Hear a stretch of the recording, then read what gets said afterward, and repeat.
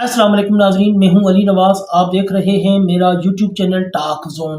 नाजरीन, इस वक्त तक की 3 टॉप स्टोरीज है जिनके ऊपर अभी बात करेंगे। सबसे पहले हमारे पास स्टोरी है कराची की सड़कों पर हजारों लोगों ने लबैक या रसूल अल्लाह के नारों की सदाएं बुलंद कर दी।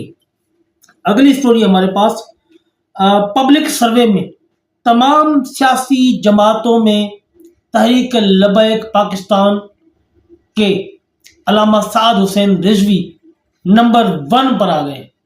तीसरी स्टोरी हमारे पास सैयद मुजफ्फर हुसैन शाह का अवैस नूरानी को मुंह तोड़ जवाब। ये 3 मौज़ूआत हैं जिनके ऊपर भी बात करेंगे।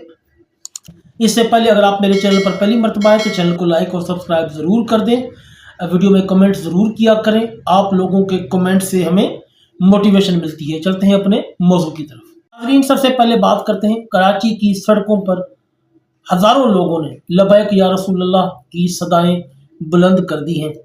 शेखुल हदीस नजम मिल्लत उस्तादुल उलमा हजरत अल्लामा मौलाना इलियास रज़वी अशरफी साहब के नमाज जनाजा में हजारों लोगों की शिरकत और फिजा में लबैक या रसूल अल्लाह के नारों की सदाएं बुलंद।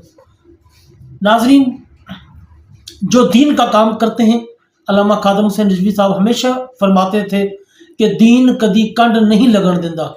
तो दीन के लिए जो काम करता है, अल्लाह ताला का वही फरमान है कि मैं उसके जो दर्जात है बुलंद कर देता हूँ और उनका जिक्र हर बंदे के दिल में महफूज कर लेता हूँ।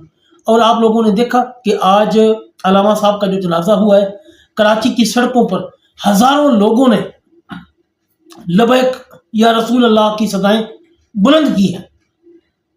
आप उस जनाजे की और लबैक या रसूल अल्लाह के नारों की ये वीडियो मुलाहिजा फरमाएं।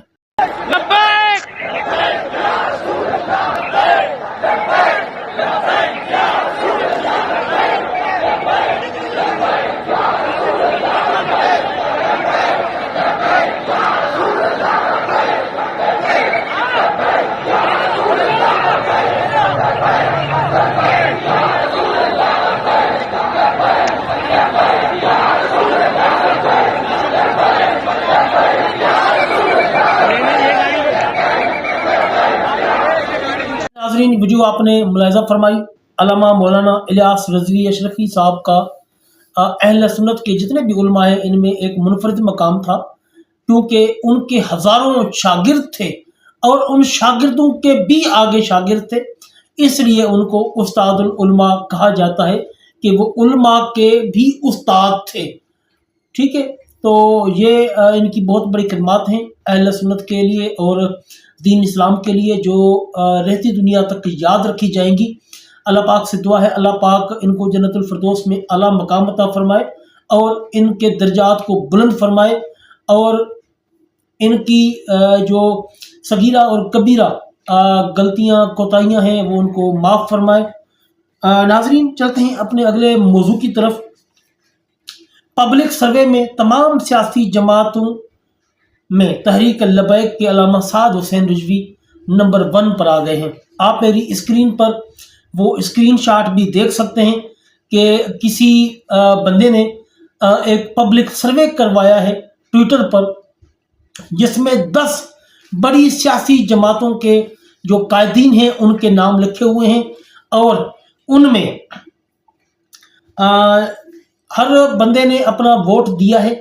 जितने भी बंदे सोशल मीडिया पर मौजूद थे, अगर उनकी रेटिंग को देखा जाए तो अल्लामा साद हुसैन रिजवी सबसे पहले नंबर पर मौजूद हैं।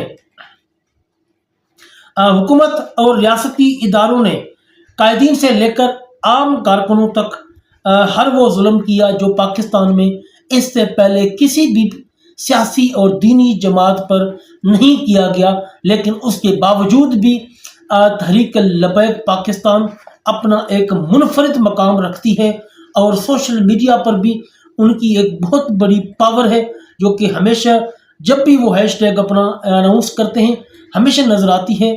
और आज जो रेटिंग करवाई गई है, इस रेटिंग ने भी साबित कर दिया है कि तहरीक लबैक पाकिस्तान को हुकूमत पंजाब ने और पंजाब पुलिस ने और वफाकी गवर्नमेंट ने जितना ان کے اوپر ظلم اور جبر کیا، یہ اس سے ڈبل پاور میں میدان میں آ چکی ہے، اور اس ریٹنگ سے اندازہ لگایا جا سکتا ہے کہ تحریک لبیک پاکستان کی کتنی بڑی مقبول ترین سیاسی اور مذہبی جماعت ہے۔ 10 جو پارٹیاں ہیں ان کے سربراہوں کے نام اس میں لکھے گئے تھے، جس میں سعد حسین رضوی کو 18,000 ووٹ ملے ہیں، اور عمران خان دوسرے نمبر پر رہے، ان کو 10.7 یعنی 10,700 ووٹ دی ہیں لوگوں نے۔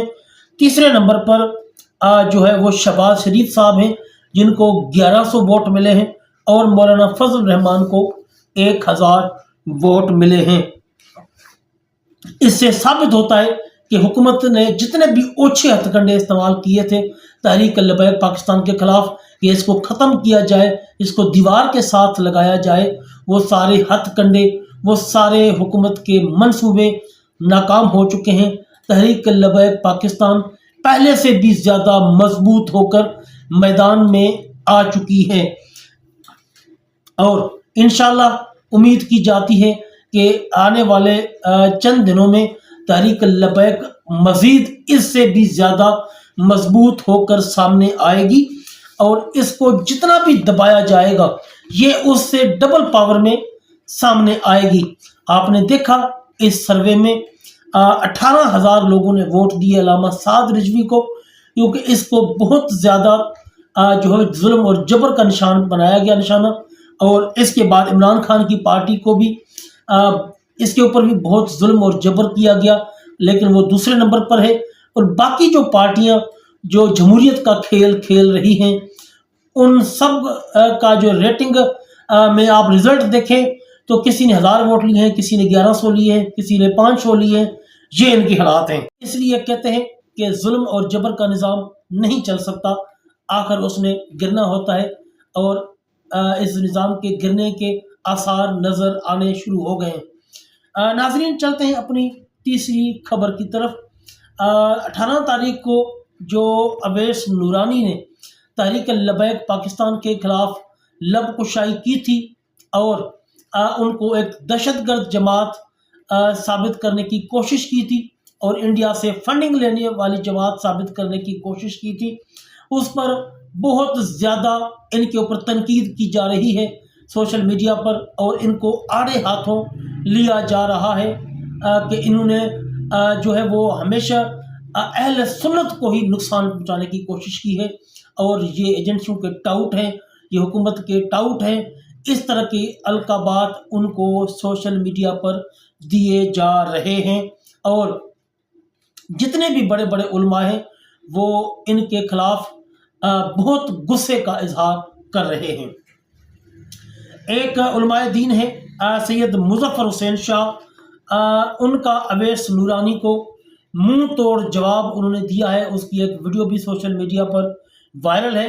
انہوں نے ایک بہت لمبا چوڑا بیان دیا ہے، لیکن اس کی یوٹیوب کی کچھ ریسٹرکشنز ہیں، جس کی وجہ سے میں پورا بیان یہاں پر آپ لوگوں کو نہیں دکھا سکتا، نہ ہی پڑھ سکتا ہوں۔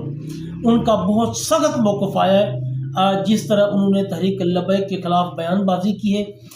سید مظفر حسین شاہ کا کہنا تھا کہ تم نے صرف ایجنسیوں سے پیسے پکڑنے کے لیے ملی یکجہتی بنائی ہے، تمہاری ملی یکجہتی پر ہم تھوکتے ہیں۔ یہ کہنا تھا سید مظفر حسین شاہ کا کہ ہم تمہاری ملی یکجہتی پر تھوکتے ہیں، ہمیں سنی غیرت چاہیے۔ ناظرین، سخت موقف دیا ہے، اور یقیناً اس وقت یہی موقف بنتا ہے اہل سنت کے علماء کرام کا، کیونکہ انہوں نے اویس نورانی نے اہل سنت کے پیٹ میں چھلا گھونپا ہے اور اس کو بدنام کرنے کی کوشش کی ہے۔ جو تم نے ایجنسیوں سے صرف پیسے پکڑنے کے لیے ملی یکجہتی بنائی ہے، تمہاری ملی یکجہتی پر ہم تھوکتے ہیں، ہمیں سنی غیرت چاہیے۔